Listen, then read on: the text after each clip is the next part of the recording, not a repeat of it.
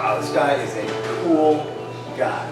Not only that, he doesn't worry, because you know, like I worry, and my worry lines, like the worries go, it's up and down. Like I've learned, you know, in the context of my own wisdom, that I worry, I get these lines here, up and down. But if I'm thinking, if I'm thoughtful, I get these cross lines that way. And as you can see from Scott's countenance, that he has both the laugh lines on his face as well as the thinking lines at the top of his forehead. So it is more than appropriate for our keynote speaker to talk about the topic of the global impact of truth, because I know he's thought about it very deeply and he probably has some joke in there that will round it all out. Please welcome our keynote speaker, Scott Friedman.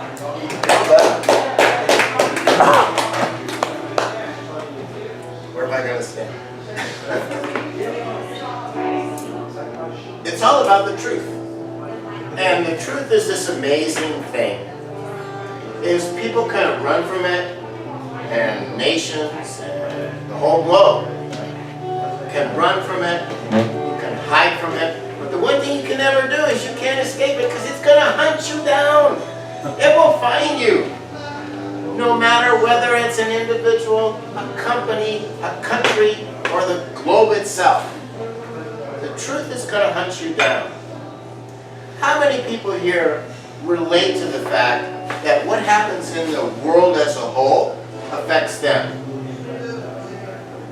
Yeah, all of us. And in fact it does. Welcome, fellow citizens of the world. The truth is that when we align with the truth, things work, and when we don't, they don't. It's the self-correcting nature of truth.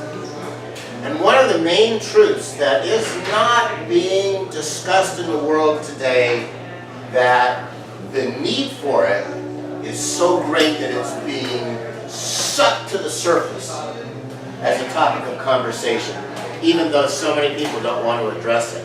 And that is, like anything, to master things, you have to master the paradox. And there has to be a balance between the dignification and the reward for personal growth, productivity, creativity, and contribution. And we're great at that in this country.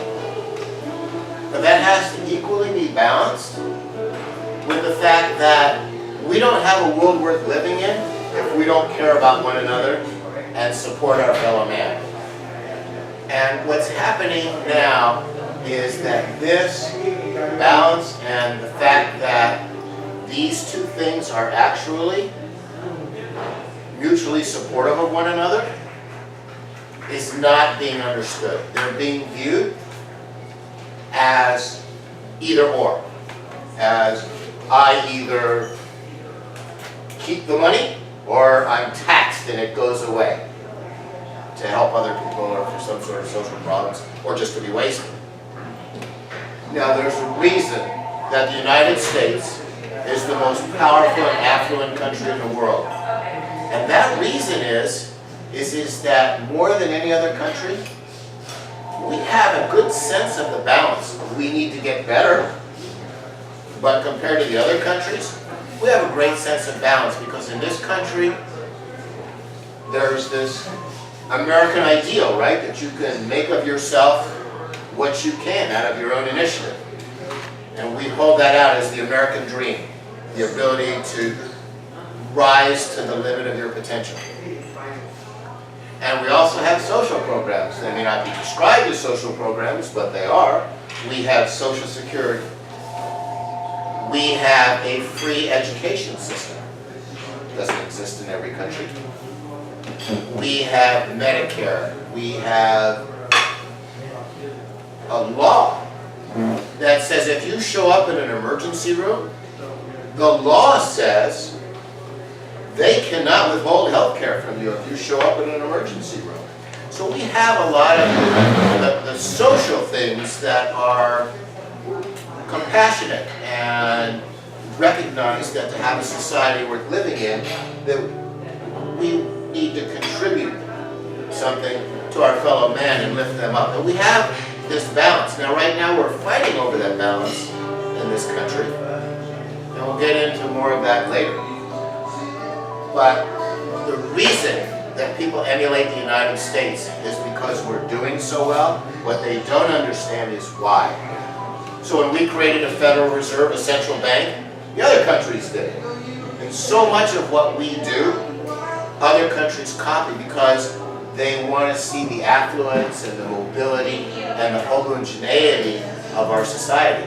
The United States is better than any other country at assimilating immigrants. We like to say we're a country of immigrants. Other countries aren't like that. You go to other countries and immigrants aggregate. Now we may have Chinatown and Japantown and Koreatown and all that, but still, in the clubs, if you even look at my customer base, it's countries, ethnicities, nationalities, different religions, everybody. And as a country, we're really good at that. We're really good at dignifying and valuing what's special and unique about each individual, and understanding that we need to all work together for our mutual benefit and cooperate.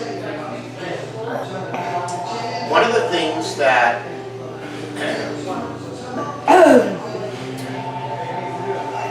we need to improve on is we need to improve on our understanding of that, because we're like fish. We're either moving forward and breathing and growing and living and thriving, or we're dead in the water and dying. So we need to keep growing in our understanding. And there are a number of key things as a country that we need to be honest with ourselves about that we are not right now. First and foremost, that dignifying and rewarding the value of individual achievement and caring about and contributing to our fellow man are actually synergistic. They are not a zero-sum deal. What so many people that are earning so much money and complain about taxes are not honest about, the reason they're doing so well is because they exist in this society. And if this society crumbles, they're not going to be doing well anymore. And businesses need customers that can afford to buy their product. You know why we don't have inflation after all the money that's been printed?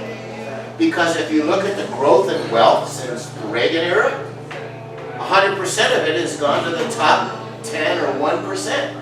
And none of it's gone to the bottom 90 to 99%. And that's why the economy's not growing. Because the vast majority of the people aren't participating in the growth and productivity. And this is where the people that have the money are missing out. I had a client who's a lawyer to these top companies, and I said, what's the deal? What's the deal? And he said, I can tell you about all these top executives running these companies making the big bucks. They're on a ladder, and the only view they have is the guy in front of them up the ladder. That's all they see. I met a guy in a bar one time. He used to work for Goldman Sachs, went out on his own, and he said, I'm only worth $200 million. I got to get to the next level. It's hard to believe, but it's the truth. And here's the real facts. The real facts is that money is a deficiency need. And once you have more than enough, getting more isn't going to fill that need, isn't going to do anything for you. And that's where people need to be more honest. They need to take the example of the fella at Pizza Hut, right? He made all this money and he got to the top of the heap and he said, it's still not doing it for me. I need to go and make some contribution. And the fact is that the personal rewards that we have, we can't experience love, compassion, connection beyond a certain level. We can't go deeper in our experience of that without focusing on making a contribution to the whole. And that's one of the things that the people at the top need to really get in order for us to move forward is that personally they would be enriched if they focused on making more of a contribution. Bill Gates style, Warren Buffett style, that are saying, look, I got more money than I ever know what to do with. I want to use what I could never spend to benefit other people. The other side of it is, people at the bottom need to have examples held up to them that inspire them. Because there's people at the bottom, a lot of them, that feel that the only way to thrive is to lie, cheat, and steal. And it isn't true. And they need to have examples brought up to them of people that have started at the bottom and through honesty, integrity, and being straight, doing their homework, have risen up. Because what a lot of these people at the bottom who are working the system, what they haven't realized the truth of is that they're missing life. They're missing the rewards of feeling that they're making a valuable contribution that people are benefiting from, that they have worth in and of themselves. That their whole experience as a human being, they're cheating themselves out of by working the system and not focusing on how they can contribute. So if we take the top portion, who could be enriched by helping more people, create more of a structure to where the bottom portion that are looking for work and can't find any, or worse, just working the system and having another kid so they can collect more welfare, help them understand what they're missing out on and present them with a viable ladder that they can get on and start building themselves up. That's what we need to move our country forward. And when we do that, the rest of the world will follow, because only then will our economy really start to move.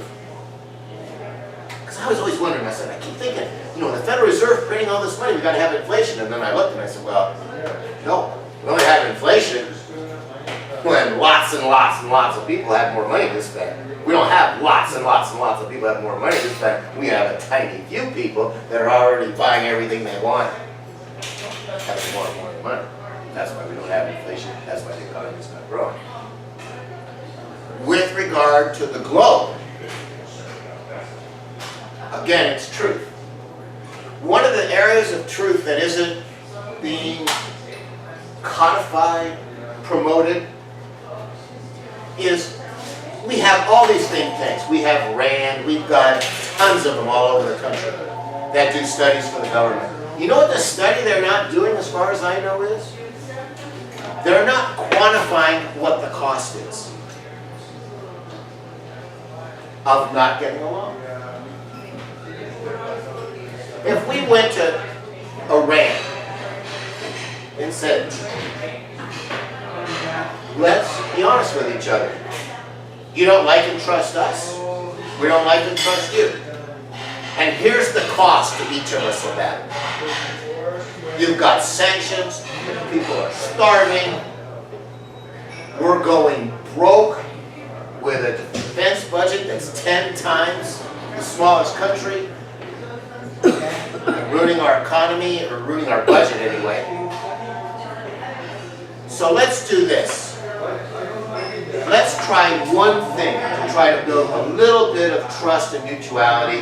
And because we really don't trust each other, we'll make it really small so that if it doesn't work out, there's not too much risk for us. Because the truth is, we don't trust them like you, you don't trust them like us. That's the truth, and it's costing us this. So it's worth it for us to try this little thing that even if, you know, you cheat, lie, and steal, or we cheat, lie, and steal, it's not that big a deal. But it puts us on a road to creating some greater mutuality and trust. And then the next thing you know, you do another increment, another increment, another increment. Because the facts are, is that when we fight with one another, even when we don't trust one another, we all lose. And it's not just these other countries that have sanctions against them that are losing. It's the United States. How much better would our country be if we could take some of the more than $500 billion we spend on defense because we have poor relationships with other countries? Right? If we had the same relationship with every country that we have in Canada, how much money would we really need to spend on defense? And how much of that 500 billion plus could go towards reducing the deficit or funding education? And another aspect of being honest is looking at our economy and the economies of other countries in terms of what actually works. I'll give you a great example. Let's take Russia. What's true about Russia? One, they have this huge propaganda machine that I'll bet anything most of their people know is a huge propaganda machine. And their standard of living, their economy, I heard the other day, is less than Italy. And this is not a country that's doing particularly well. And a lot of it has to do with the sanctions against them because of their behavior. And my belief is that what Putin is doing is he's trying to restore some sense of national pride to Russia after the fall of the USSR. And in point of fact, Russia has a great deal to be proud of in terms of their rich culture of authors and dance and all kinds of things. They have a tremendous culture, and that they have a tremendous amount to be proud of. And it would make more sense would be to help Russia and support them in building their national pride over what they have to offer to the country, the world, in terms of cultural, which they do. I don't know what else, but certainly that. And not be trying to restore their national pride by military means of aggression, by taking over Crimea and other countries. And they would be much better off, and their country would be much better off because the sanctions would be lifted. It comes down to the fact that we're all one, and we all benefit by understanding that we have a vested interest in everybody doing well. And that means we have a vested interest in getting along. And that's as true for Russia as it is for Iran, as it is for the United States, as it is for Cuba, as it is for every other country. And that's the truth. And what happens when we align with the truth is things work. And what happens when we deny the truth is things fail. So the truth is, we're all one. We're enriched individually as well as in total when we lift other people up.